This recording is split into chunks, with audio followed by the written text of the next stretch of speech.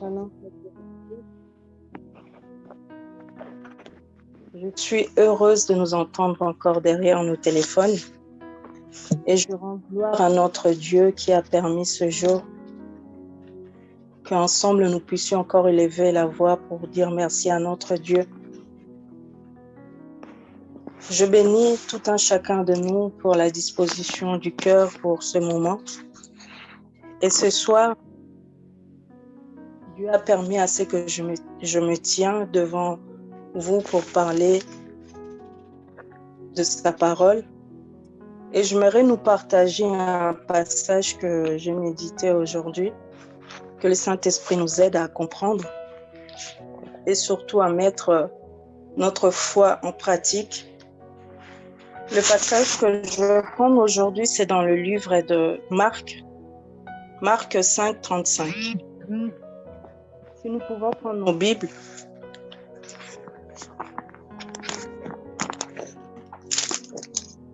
Marc 5, 35.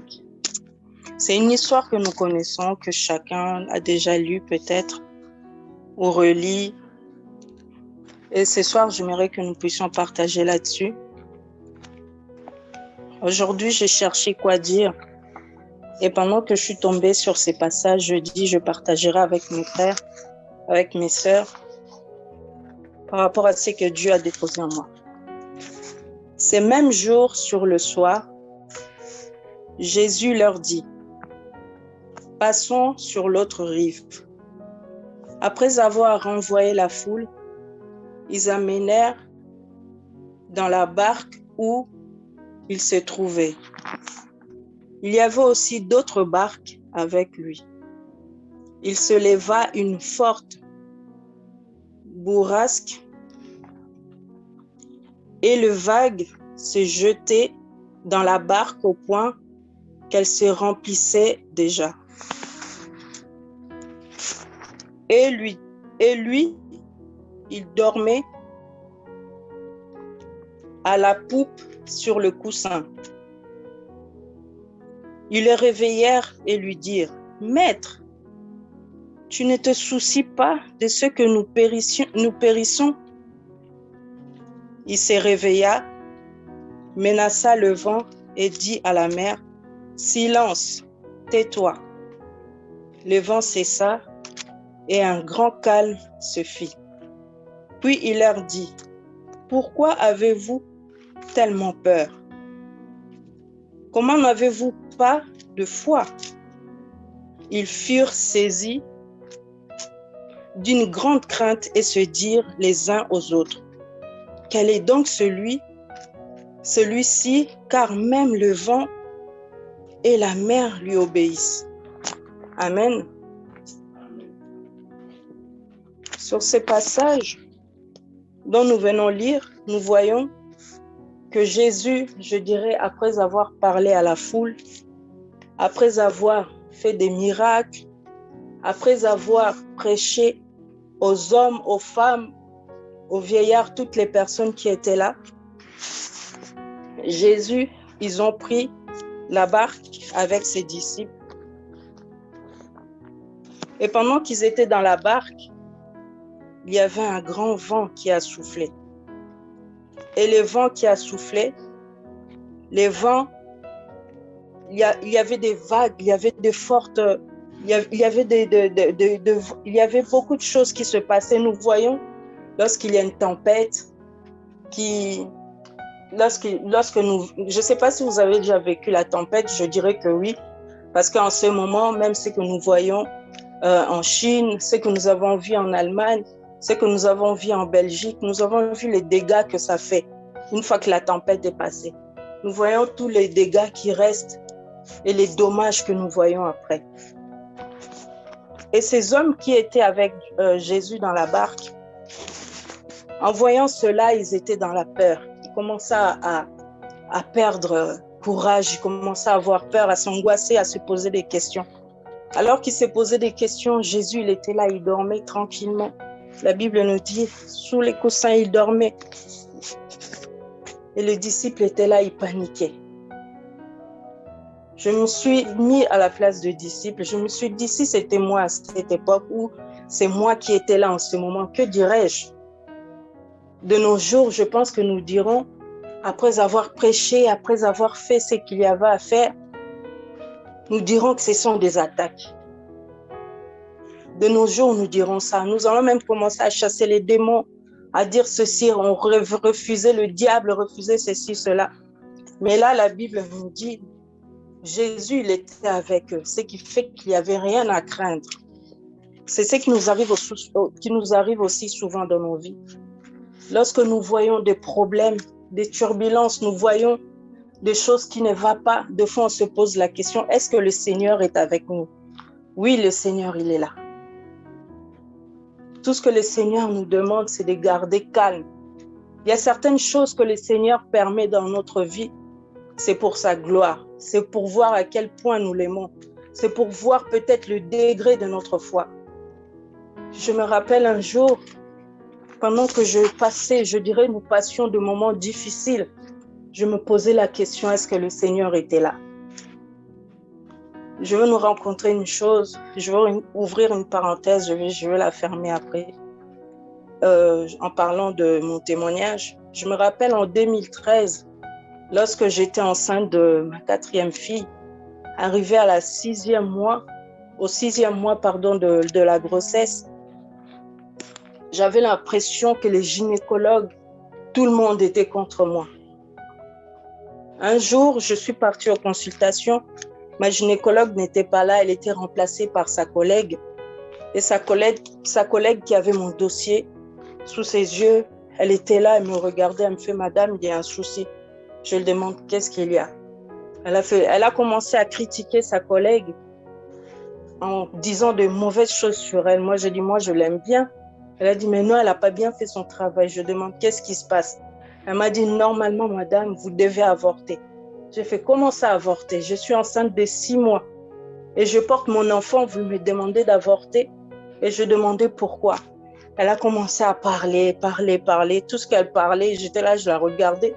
À un moment, je me suis mis à rigoler. Elle me regardait comme si j'étais folle. J'ai dit, dans tout ce que vous avez dit, je n'ai rien compris. Mais laissez-moi tranquille, je ne vais pas avorter. Elle m'a demandé, combien d'enfants avez-vous? À l'époque, j'avais 3 enfants. La 4e était dans mon ventre. Je lui ai dit, tous les enfants sont nés en bonne santé, il n'y a pas de souci. Elle m'a dit, le papa, tout le monde, c'est le même. Je dis, il n'y a pas de souci, ils sont en bonne santé. Elle m'a dit, normalement, ton époux et toi, vous n'êtes pas compatibles. Je fais comment ça? Elle a dit, vous n'êtes pas compatibles, je ne sais pas qu'est-ce qui s'est passé. Vos enfants sont en bonne santé, mais là, il faut que tu avortes. Bref, je saute. Arrivé après 6 mois, je devais partir à l'hôpital pour être suivie à l'hôpital. Et en arrivant comme ça, mon gynécologue qu'on m'avait présenté, le 1er mois, ça va. Le 2e mois, il est tombé malade. Il a été remplacé par un de ses collègues. Son collègue, il était désagréable. À chaque fois que je venais aux consultations, il me rappelait la même chose. Madame, pourquoi vous ne voulez pas avorter? Pourquoi? En force, je ne disais plus rien. À chaque fois que je partais aux consultations, je restais tranquille, je restais là, bouche fermée. Même s'il me posait les questions, je ne répondais plus. Après, il m'a pris un rendez-vous dans un hôpital chez un spécialiste. J'ai dit, j'irai quand même au rendez-vous pour voir et pour les entendre. J'arrive, il y avait des psychologues, il y avait un monsieur, un professeur, je ne sais dans quoi. Il m'a dit, normalement, il fallait venir avec votre mari parce que j'ai besoin de votre mari. Vous n'êtes pas compatibles, il faut que vous avortez. J'ai dit, j'en ai marre d'entendre votre chanson-là. J'ai dit, je ne veux pas avorter. Je porterai ma grossesse jusqu'à la fin. Et ils étaient là en train de parler, d'essayer de me convaincre. Je dis non. Je dis, messieurs, ce n'est pas grave. Je vais vous lancer un défi. Je dis, je suis un enfant de Dieu. Mon mari, c'est un serviteur de Dieu. Je dis, je viendrai témoigner. Mon enfant naîtra en bonne santé. Il n'y aura pas de souci. Et il était contrarié, il était fâché. Il m'a dit, oui, allez-y, tant pis pour vous. Il a dit tout ce qu'il avait à dire. À la naissance, je me rappelle, mon époux était là. Il m'a dit, je vais rentrer à la maison pour me préparer pour le lendemain. De toute façon, dès que tu accouches, on va m'appeler. Et dès qu'il est parti, il y a une dame qui est venue. Elle a ramené un papier pour que je signe. Je dis, tu veux que je signe quoi? Elle m'a dit d'accoucher sous X pour qu'il récupère l'enfant et tout.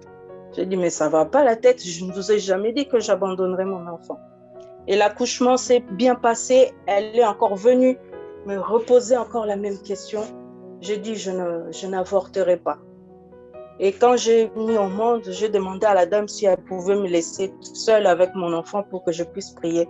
J'ai prié, l'enfant était en bonne santé et on m'a demandé le nom de l'enfant. Je leur ai dit, elle s'appelle Azriela, Dieu, ça veut dire Dieu m'a aidé. Et Shaili, ça veut dire tout simplement mon cadeau. Et depuis qu'elle est née, elle n'est jamais tombée malade. Et pendant cette période, les ennuis continuaient. À peine accouchée, l'enfant avait un mois et demi comme ça. J'ai ma fille aînée qui est tombée malade. Et pendant qu'elle est tombée malade, tous les mercredis, j'étais obligée de partir à l'hôpital à Corbeil pour consultation, pour toutes ces choses. Après, arrivé au bout d'1 mois, ils ont dit, madame, nous n'arrivons pas à traiter votre enfant. Nous avons demandé de l'aide à l'hôpital de Necker. Votre enfant ira à Necker, mais elle va se faire opérer. Elle doit aller de toute urgence parce que son cas n'est pas bon. Et j'étais là, j'étais désespérée, mais je gardais toujours la foi. Parce qu'avant ça, le Seigneur m'avait préparé. Mais ce n'était pas facile. Et pendant ce même moment, nous avions la société, on nous a retiré tous les contrats, rien n'allait. Et un jour, je me suis posé la question. J'ai dit, moi encore, je dirais ça va. J'ai pensé à la vie de Job. Job qui avait tout. C'était l'homme selon le cœur de Dieu. Il aimait son Dieu. Il aimait son Seigneur. Mais le Seigneur avait permis que le diable puisse toucher à ses biens. Il a touché à sa famille, mais il n'avait pas permis à ce qu'il touche à son âme. Et c'est l'histoire de Job, en fait, qui m'avait encouragée par rapport à tout ce qui s'est passé dans ma vie. Et après ces temps-là, je disais que le Seigneur puisse m'aider. Je garderai la foi, peu importe ce qui m'arrive, peu importe ce que j'entends. Moi, je garderai la foi. Si le Seigneur permet quelque chose, c'est parce qu'il est au contrôle. Et ce soir, mes bien-aimés, je ne sais pas dans quel épisode tu es, je ne sais pas dans quelle impasse tu passes, mais le Seigneur est là pour toi. Des fois, c'est vrai, nous nous posons des questions, nous disons, si Dieu existait, pourquoi ces choses nous arrivent? Si Dieu est avec moi, pourquoi il permet que la misère, que toutes ces choses, que je perds mes parents, que je perds mes enfants, pourquoi ces choses m'arrivent? De toute façon, quoi que nous puissions dire, le Seigneur, il a toujours un dernier mot parce qu'il connaît notre vie, il a nos vies entre ses mains. Et lorsqu'il fait quelque chose, il est fait pour notre bien. Peu importe ce qui nous arrive, il est à ta gauche, mais le Seigneur est là pour toi. Ne te décourage pas, ne ferme pas les yeux. Tout ce que le Seigneur te demande ce soir, c'est juste de garder la foi. Peu importe la situation, peu importe, c'est vrai que c'est douloureux, c'est vrai que c'est pas facile, mais le Seigneur, il est là, il regarde ton cœur. Il y a certaines choses que le Seigneur permet dans nos vies, c'est pour voir si nous l'aimons, c'est pour voir notre foi. Et ce soir, mon bien-aimé, je t'encourage de garder la foi. Il y a des personnes qui viendront à côté de toi, d'autres pour te décourager, comme on a fait à Job.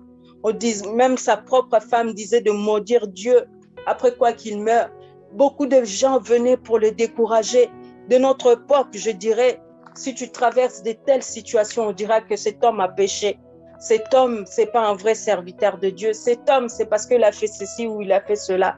Non, certaines choses, le Seigneur, il permet, c'est pour voir sa gloire. Après avoir surmonté toutes ces choses, il y a une couronne, il y a des bonnes choses que le Seigneur nous réserve. Ne sois pas triste, mon frère, ne sois pas triste, ma sœur.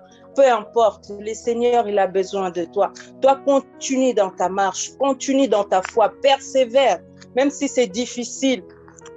Les vagues, la tempête, le vent peut être peut-être au niveau de ta famille, la famille qui te prend la tête, la femme qui te prend la tête, les enfants qui te tourmentent, qui te prennent la tête, le travail, la société, toutes ces choses. De nos jours, nous dirons, c'est le Covid, le vaccin, toutes ces histoires, ça te prend la tête, ça te met mal à l'aise, ça te ôte la paix. Mais n'aie pas peur, le Seigneur, il est au contrôle de tout. Il est là. Il dit, pourquoi avez-vous peur? Pourquoi? Cet homme, ils étaient là avec Jésus pendant qu'il prêchait. Ils se promenaient avec. Ils étaient avec lui lorsqu'il chassait les démons, lorsqu'il guérissait. Ils voyaient ces choses. Peut-être qu'ils criaient Alléluia, gloire à Dieu. Le Seigneur fait des merveilles. Mais c'est les mêmes personnes, lorsqu'ils sont montés dans la barque et qu'il y avait le vent, il y avait l'eau qui rentrait même dans la barque, ils ont commencé à avoir peur. Ils ont perdu la foi. Ils ont commencé à se poser des questions, voire même ils ont commencé à se douter de Jésus. Le Seigneur était là. Il était avec eux. Si le Seigneur n'est pas avec toi, d'accord. Mais quand le Seigneur dit, je suis avec toi, ne crains rien, mon frère, ne crains rien, ma soeur. Il y a certaines choses qui nous arrivent. Des fois, nous nous posons la question, est-ce que nous allons arriver à supporter ces choses? Oui, le Seigneur ne nous laisse pas comme ça. Il nous a envoyé le Saint-Esprit qui est à nos côtés. C'est vrai que pendant des moments difficiles, des fois nous avons du mal à prier. Des fois nous avons du mal à ouvrir la Bible et à lire ne fût-ce qu'un passage. Mais le Seigneur ne nous laisse pas seuls. Moi, je dirais ce sont les épreuves. C'est une école par laquelle Dieu nous fait passer.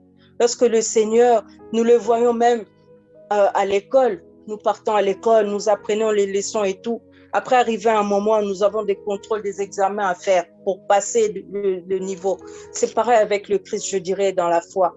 Lorsque le Seigneur, il permet ces choses pour te faire grandir, c'est pour voir à quel point ta foi augmente. Ne perds pas courage, mon bien-aimé. Ne perds pas courage, ma sœur. Le Seigneur est là. Même si les gens, ils vont se moquer de toi, ils vont se dire, cet homme, il a péché. Voilà pourquoi il a même plus de voiture. Voilà pourquoi il a tout perdu, le travail. Il a perdu sa femme, les enfants. Voilà pourquoi la femme l'a quitté. Voilà pourquoi il est resté seul. Voire d'autres, ils vont même te qualifier d'un sorcier. D'autres diront peut-être que tu as été touché au fétiche. Voilà pourquoi ta vie, elle est devenue bizarre. Non, toi-même, tu connais ta relation avec Dieu. Ne suis pas ces personnes. Toi, persévère dans la prière. Persévère. Le Seigneur, il a besoin de toi. Ce n'est pas en vain qu'il t'a choisi, mon bien-aimé. Ce n'est pas en vain qu'il t'a placé à Philadelphie. Ce n'est pas en vain qu'il t'a mis là où tu es, que ce soit au travail, que ce soit au niveau de la famille. Il y a certaines personnes qui s'appellent des Joseph de leur famille. Parce qu'ils se sentent rejetés, parce qu'ils se sentent abandonnés. Personne ne les aime, mais le Seigneur, il est là, il t'aime. Ne te décourage pas, mon frère. Ne te décourage pas, ma sœur. Notre Dieu est là. Il est là. Il a besoin de toi. Il a besoin que tu puisses persévérer. Il a besoin que tu puisses aller dans l'autre rive. Parce que dans l'autre rive, il y a d'autres choses qui t'attendent là-bas. Si tu restes toujours sur place, tu ne pourras pas avancer, tu ne pourras pas grandir. Voilà pourquoi le Seigneur nous dit d'aller dans l'autre rive. Et dans l'autre rive, nous avons d'autres choses qui nous attendent. C'est comme ça que nous allons grandir dans la foi. C'est comme ça que nous allons marcher avec le Seigneur. C'est comme ça que nous verrons devenir matures dans les choses de Dieu. Ne restons pas stables, mes bien-aimés. Ne reste pas à te demander, à te voir petit par rapport aux autres. Je l'avais dit dernièrement, il n'y a pas des hommes de Dieu tout-puissants, puissants, grands, machin, non. Il n'y a que Dieu qui est le tout-puissant. Il n'y a que Dieu qui est grand. Toutes ces personnes-là que nous, aujourd'hui, nous prosternons devant eux comme si c'était des dieux. Ce sont des hommes. Ils finiront par mourir. Ils finiront par vous décevoir. Ne comptez pas sur les hommes, mais comptez sur votre Seigneur. Il est là à côté de toi. Même si tu ne le vois pas. Mais notre Dieu, il est à côté de nous. Même si nous ne le sentons pas. Il est là, il attend juste que tu puisses l'appeler. Il attend juste que tu puisses le secouer. Il attend juste que tu puisses faire un pas. Il attend juste que tu puisses mettre ta foi en acte. Il attend juste que tu puisses reconnaître qu'il est ton Dieu. Il ne dort pas, il est là à côté. Passons dans l'autre rive, mes bien-aimés. Peu importe la situation que tu traverses, les factures, les problèmes des préfectures, les problèmes de mariage, les problèmes de famille, les problèmes de finances, peu importe le problème que toi-même tu connais, Le Seigneur te dit, ne t'arrête pas là, passons dans l'autre rive. Dans l'autre rive, il est là. Il sera toujours avec toi. Je ne vois pas pourquoi tu crains. C'est comme un enfant. Lorsque tu marches avec ton enfant et que il y a un chien qui veut venir mordre ton enfant, tu ne vas pas le laisser. C'est pareil avec notre Dieu. Il ne nous laisse pas, il ne nous abandonne pas. Il est toujours là pour nous. Tout ce qu'il nous demande, c'est de compter sur lui. Ce soir, mes bien-aimés, ce n'est pas du fait de parler longtemps, 1 heure, 3 heures, mais tout ce que j'avais aujourd'hui, c'était de nous partager cette parole. Et lorsque nous serons seuls dans nos coins, reprenons encore cette parole, relisons encore cette parole. Là où tu n'as pas compris, peut-être que je dis des choses où tu dis, peut-être il fallait qu'elle dise ça, elle a dit ça. Ce n'est pas grave. Toi, compte sur le Saint-Esprit. Demande à Dieu qu'il puisse t'éclairer par rapport à ce passage. Le Seigneur te demande, pourquoi as-tu peur? Toi-même, tu as la réponse. Réponds à ton Dieu. Pourquoi tu as peur? Face à ta situation, pourquoi as-tu peur? Devant la maladie, devant la mort qui a frappé la famille, devant la misère, devant le problème d'argent, devant le perte de travail. Des fois, ces choses nous poussent à parler. Et en parlant, peut-être que tu vas dire n'importe quoi. En parlant, tu vas perdre ta foi. En parlant, tu vas blasphémer contre ton Dieu. Mais ce soir, tout ce que tu dois faire, c'est de garder silence. Ton Dieu est là. Il est à tes côtés. Il est à tes côtés. Toi, tout ce que tu dois faire, c'est fléchir tes genoux et implorer la grâce de ton maître. Ton maître, il est là. Deux fois, nous pensons que nous sommes, quand tout va bien, c'est que Dieu, il est avec nous. Et quand la tempête, quand le problème nous frappe, il n'est pas avec nous. Non, mes bien-aimés. Des fois, pendant le moment où nous pensons qu'il est avec nous, peut-être qu'il n'est même pas avec nous. Comme je l'ai dit, certaines situations, notre Dieu, il les permet. C'est pour nous voir grandir. C'est pour aller de l'autre côté. Et je rends gloire à Dieu pour ce qu'il fait à chacun de nous. Je rends gloire à Dieu pour l'appel de tout un chacun de nous. Et ce soir, j'aimerais nous encourager, mes bien-aimés à Philadelphie, de ne pas pleurer toujours sur notre sort, de ne pas baisser les bras face aux situations, de ne pas se sentir délaissé. Non, notre Seigneur, il est là. Peu importe le nombre que nous sommes. La Bible nous dit, là où 2 ou 3 réunis autour de son nom, il est là. Moi, je le crois. Du fait que nous ne sommes pas beaucoup, je crois qu'il est avec nous. Des fois, nous attendons certaines personnes qui disent l'église où les gens ne sont pas beaucoup, c'est que Dieu il n'est pas avec eux. Archi faux.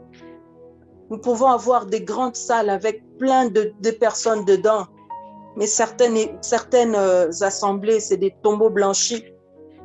Si nous écoutons certaines choses que les jeunes ou les grandes personnes là font à l'intérieur, cela nous donnera même le dégoût. Et ce soir, j'aimerais nous encourager, Philadelphie, de garder la foi. Peu importe les situations, peu importe le manque, peu importe ce que nous sentons, peu importe, le Seigneur, il est avec nous. Il ne nous abandonne pas. Et ce soir, j'aimerais que nous puissions prier. Prier par rapport à nous-mêmes. Chacun de nous sait dans quelle situation il passe. Regarde dans ton cœur, regarde autour de toi, regarde dans ta famille. Pose-toi, vois la situation que tu traverses. Moi, peut-être, je peux venir te dire un mot, t'encourager, mais le Seigneur, il est là à côté de toi, il est là. Et ce soir, il veut t'entendre parler. Il est là, il veut t'entendre parler. Ce soir, il veut te répondre. Arrête de te décourager, mon bien-aimé. Nous allons élever la voix tous ensemble et implorer la grâce de Dieu. Face à ce que tu traverses, dis Seigneur, je m'abandonne dans tes mains. Pourquoi ai-je peur? Pourquoi j'ai peur?